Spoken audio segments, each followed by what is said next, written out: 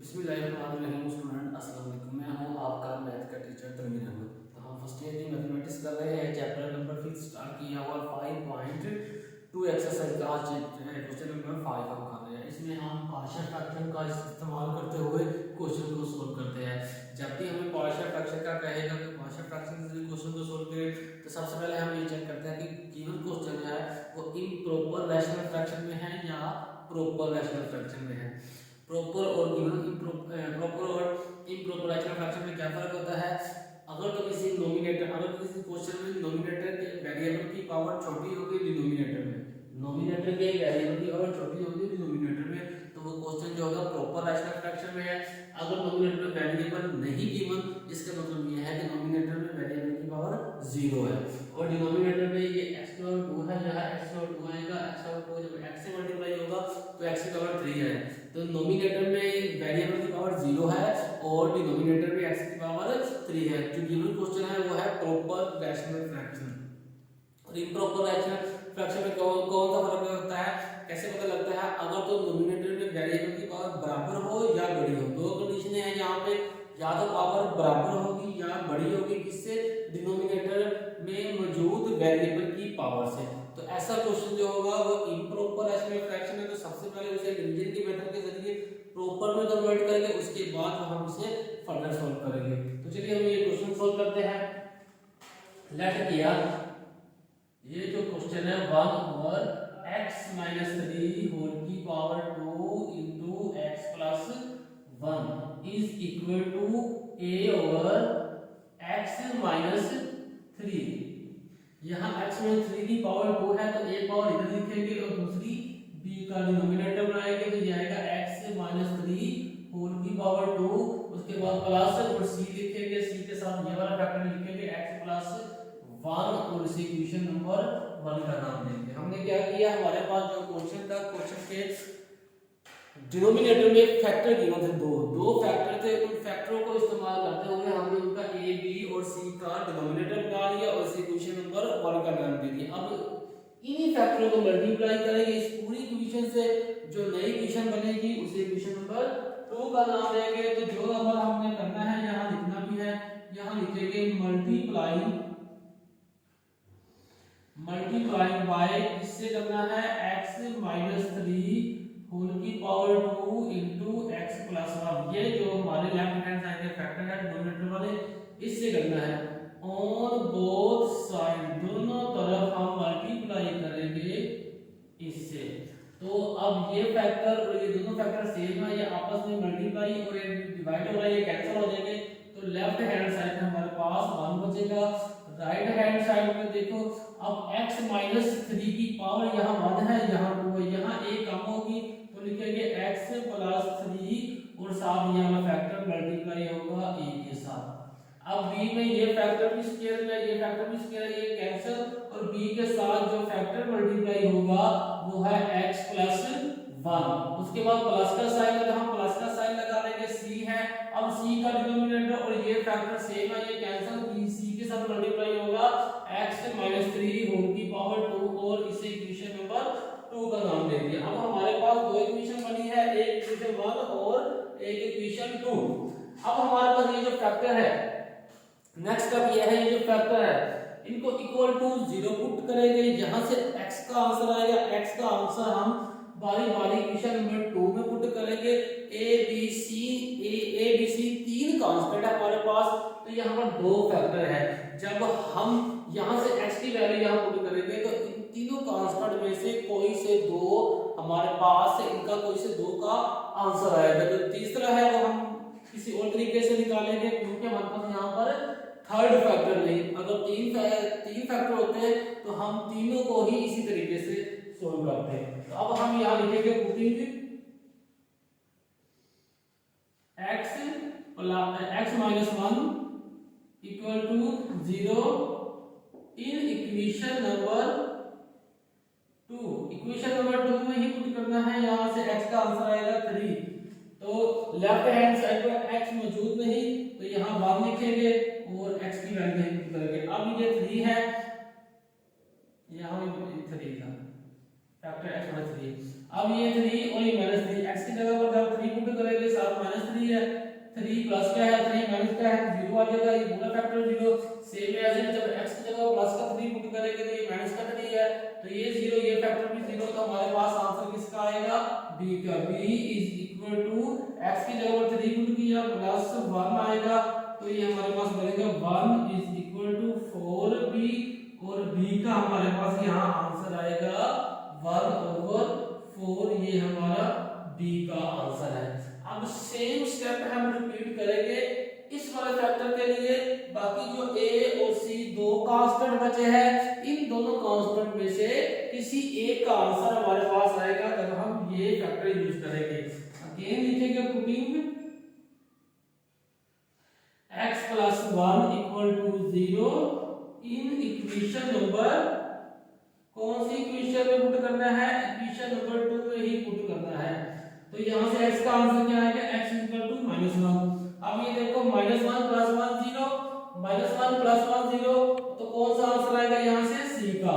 तो left hand side पे x मौजूद नहीं तो 1 है तो 1 लिखेंगे, राइट हैंड साइड पर हमारे पास किसका आंसर आना था c का, तो हम c लिखेंगे, c इनटू x - 1 है तो x की जगह पर क्या पुट करना है -1, और साथ 3 है तो साथ 3 लगा देंगे, होल की पावर 2 है तो होल की पावर 2 भी लगा देंगे। ये 1 is equal to c into -4 whole की power 2, 1 is equal to 16c, तो हमारे पास यहाँ c का क्या आंसर आया 1/16, ये हमारे पास c का आंसर आ चुका है। अब हमें चाहिए a का आंसर, हमारे पास फैक्टर 2 थे, दोनों को यूज कर लिया, अब तीसरा फैक्टर होता तो उसको यूज करते हुए ये स्टेप एक बार फिर रिपीट करते हुए हमारे पास तीसरे कांस्टेंट का आंसर आ जाता। अब वो तीसरा फैक्टर हमारे पास मौजूद नहीं, तो हम क्या करेंगे, अब इस इक्वेशन को रीराइट करेंगे, सिंपलीफाई करेंगे, उसके बाद कंपेयरिंग कोएफिशिएंट, फिर हमारा आंसर आएगा। तो यहां हम लिखेंगे रीराइटिंग इक्वेशन नंबर, कौन सी इक्वेशन है, इक्वेशन नंबर 2। इक्वेशन नंबर 2 को मजीद सिंपलीफाई करके सबसे पहले मैं इक्वेशन एज इट ऐसे लिखता हूं, 1 is equal to a into x minus 3 into x plus 1 plus b into x plus 1 into plus c into x minus 3 whole की पावर 2। अब हम क्या करेंगे, इसको सिंपलीफाई करेंगे, लेफ्ट हैंड साइड में 1 है तो 1 आएगा, a एज इट आ जाएगा। अब ये x इस x से मल्टीप्लाई होगा, ये भी प्लस है ये भी प्लस है, तो ये आ जाएगा प्लस x की पावर 2। अब ये x प्लस है ये 1 प्लस है तो प्लस 1 प्लस x आ जाएगा, x1 था x। अब ये x दोनों फैक्टर से साथ मल्टीप्लाई हो गया, इसे छोड़ देंगे, अब -3 को मल्टीप्लाई करेंगे साथ वाले x और 1 के साथ, ये माइनस का साइन है ये प्लस का साइन है, प्लस माइनस -3x का 3x, उसके बाद प्लस -3 बनता 3, ये हमारे पास मल्टीप्लाई हो गया। उसके बाद प्लस b है, x से मल्टीप्लाई होगा तो bx आ जाएगा, प्लस b 1 से मल्टीप्लाई होगा तो b आएगा, प्लस c है तो ये इसका स्क्वायर ओपन करेंगे, x की पावर 2 माइनस 6x प्लस 9। अब ये कैसे ओपन हुआ, हमें पता है कि a माइनस b होल की पावर 2 किसके बराबर होता है, a की पावर 2, माइनस है दोनों के दरमियान तो माइनस लगाकर 2ab प्लस b की पावर 2। तो हमारे पास a क्या था x, तो x की पावर 2 फार्मूले में मौजूद था, और ab को जब मल्टीप्लाई किया 3x को 2 से मल्टीप्लाई किया तो ये 6x बना, उसके बाद b की पावर 2 तो b हमारे पास 3 है, 3 का स्क्वायर 9 हो गया। अब यहाँ a को मल्टीप्लाई करेंगे, यहाँ c को मल्टीप्लाई करेंगे, 1 is equal to ax square. अभी हम क्या करते हैं, इसको सिंपलीफाई करते हैं मजीद। अब ये देखो एक माइनस का 3x है, एक प्लस का 2x है, तो -2x आएगा और -3 आ जाएगा। ये -2x कैसा है, क्योंकि दो ऑपोजिट साइन है, जब भी दो ऑपोजिट साइन होंगे तो माइनस का अमल होगा और साइन वो लगेगा जो बड़ी वैल्यू के साथ है। बड़ी वैल्यू 3 है, 3 के साथ माइनस का साइन है, माइनस का साइन लगा दिया, तो ऑपोजिट साइन है माइनस भी है, 3 में से 1 गया तो 2 बचा, -3 एज इट आ जाएगा, साथ bx plus b as it आ जाएगा, प्लस c अंदर मल्टीप्लाई करेंगे cx स्क्वायर माइनस 6cx और प्लस 9c। अब a को अंदर मल्टीप्लाई करेंगे, ax की power 2 minus 2ax minus 3x plus bx plus b plus cx square minus 6cx और प्लस 9c। अब हम क्या करेंगे, x की पावर 2 वाले को इकट्ठा लिखेंगे, x की पावर 1 वाले को इकट्ठा, और जिनके साथ x मौजूद नहीं उनको इकट्ठा लिखेंगे। तो ये आ जाएगा 1 लेफ्ट हैंड साइड में 1 है तो 1 ही आएगा, ax की पावर 2 और x की पावर 2 कहां पर है ये देखो, प्लस cx की पावर 2, और कोई भी x की पावर 2 नहीं था, सिर्फ दो वैल्यू थी वो लिख दी। अब x की पावर 1 पहला है कि माइनस 2ax, उसके बाद माइनस 3x, यहां 3 भी आएगा, 3a है, ठीक है, ये कांस्टेंट है। अब 3 को a से मल्टीप्लाई करेंगे तो ये 3 आएगा, x नहीं आएगा यहाँ पे, ठीक है। ये माइनस 2ax तो ये कांस्टेंट है, उसके बाद प्लस bx, फिर आ जाएगा माइनस 6cx, तो ये आ गया ये x का 1 बना। अब कांस्टेंट वाला माइनस 3a ये, उसके बाद प्लस b, फिर आ जाएगा प्लस 9 और c। अब इन दोनों में से कोई चीज काम आएगी और इन तीनों में से कोई चीज काम आएगी। 1 is equal to a plus c into x की पावर 2 दोनों में मौजूद है, तो x की पावर 2 यहाँ पर कॉमन आ गया, इन तीनों में x मौजूद है तो हम यहाँ पर x कॉमन लेंगे, तो ये आएगा 2a plus b minus 6c into x, और इनमें कुछ भी कॉमन नहीं तो ये वैल्यू एज इट ही आएगी। अब हम लिखेंगे बाय कंपेयरिंग कोफिशिएंट, कोफिशिएंट को कंपेयरिंग करना है, कंपेयर करना है हमने यहाँ पर, हम यहाँ कोफिशिएंट को कंपेयर करेंगे by comparing coefficient of x की पावर 2। यहाँ x की पावर 2 के साथ है a प्लस c, यहाँ x की पावर 2 मौजूद नहीं, तो इसका मतलब क्या है, लेफ्ट हैंड साइड में x की पावर मौजूद नहीं, तो इसका मतलब यहाँ पर x की पावर 0 है, यहाँ पर ax प्लस c है तो ax प्लस c। अब हमने इसको क्यों नहीं लिया, इसको भी ले सकते हैं, इसको लेने के लिए हमारे पास a और b दो वैल्यू है, दोनों वैल्यू पुट करनी पड़ेगी, सिंपलीफिकेशन थोड़ी सी ज्यादा हो जाएगी। इसको लेके तो हमारे पास a की जो वैल्यू है उसे पुट करेंगे तो हमारे पास आंसर आएगा a का। इसको भी ले सकते हैं, इसमें हमें b की वैल्यू पुट करनी पड़ेगी, उसके बाद सिंपलीफिकेशन करनी पड़ेगी। यहाँ 3 वैल्यू है, यहाँ भी 3 वैल्यू है, यहाँ 2 वैल्यू थी, तो इसलिए मैंने सिंपल वाली वैल्यू उठा ली, तो जिससे हमारा जो क्वेश्चन है बहुत इजी हो जाएगा। तो c किसके बराबर था, ये c 1/16 है, तो हमें पता है कि c 1/16 है, तो यहाँ c की वैल्यू पुट करेंगे a प्लस 1/16, और a का आंसर क्या आ गया, इज इक्वल टू माइनस 1/16, ये हमारे पास a का आंसर आ चुका है, क्योंकि ये 1/16 था प्लस का, जब इक्वेशन के दूसरी तरफ गया तो ये माइनस का आ गया। अब हमारे पास तीनों कांस्टेंट के आंसर आ चुके हैं, तो जब हमारे पास तीनों कांस्टेंट के आंसर आ जाएंगे तो तीनों की वैल्यू को इक्वेशन नंबर 1 में पुट करेंगे, हमारा क्वेश्चन सोल्व हो जाएगा। यहां हम लिखेंगे पुटिंग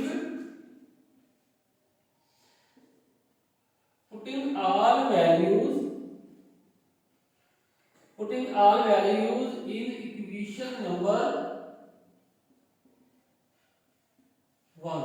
तो इक्वेशन नंबर 1 में लेफ्ट हैंड साइड क्या है ये, तो यहाँ पर लेफ्ट हैंड साइड लिखा 1/x - 3 होल की power 2 into x plus 1 is equal to, अब आएगा a और x - 3 है, a हमारे पास है g, ये वाली वैल्यू, तो ये a की वैल्यू लिख दी हमने, x - 3 है तो x - 3 लिख दिया, उसके बाद प्लस, फिर b की वैल्यू क्या है 1/4, तो यहाँ 1/4 लिख दिया b की वैल्यू, और b का डिनोमिनेटर x - 3 होल की पावर 2, उसके बाद प्लस आ जाएगा c का आंसर क्या है 1/16, तो यहाँ 1/16 लिख दिया, और c का डिनोमिनेटर है x + 1।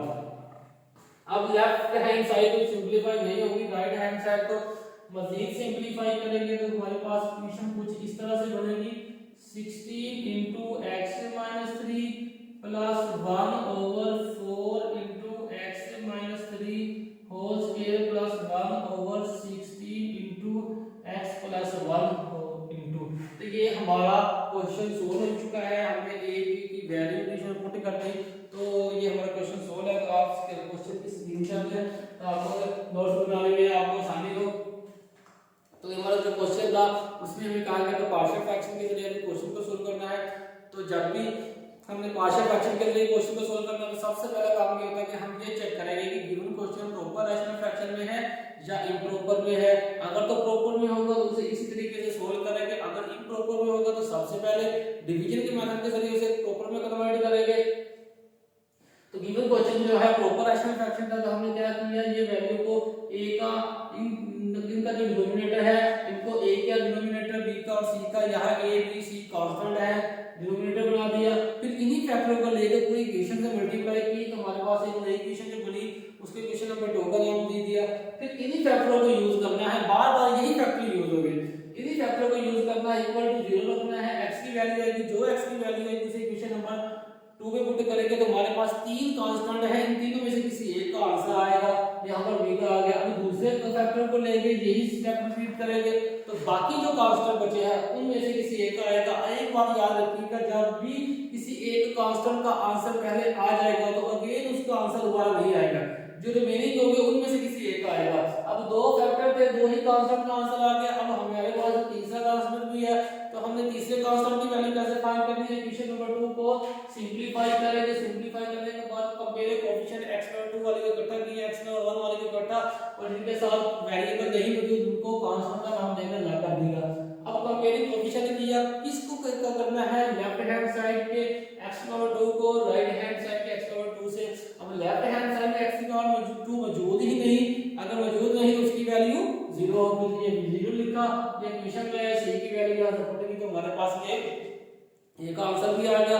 जब तीनों कांस्टेंट का आंसर आ जाता है तो तीनों का आंसर हम ए पुट करते हैं तो हमारा क्वेश्चन सोल्व होता है। चैप्टर नंबर 5 में सेम प्रोसीजर है, क्वेश्चन जो है चेंज है, उसकी वजह से कैलकुलेशन चेंज आएगी लेकिन स्टेप नहीं रहेंगे।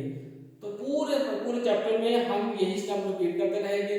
ये क्वेश्चन अगर आपको समझ लगे तो वीडियो को लाइक करें, चैनल को सब्सक्राइब करें। अगर क्वेश्चन की समझ नहीं लगी तो नीचे कमेंट्स करें ताकि आपको मजीद बेहतर तरीके से समझाया जा सके।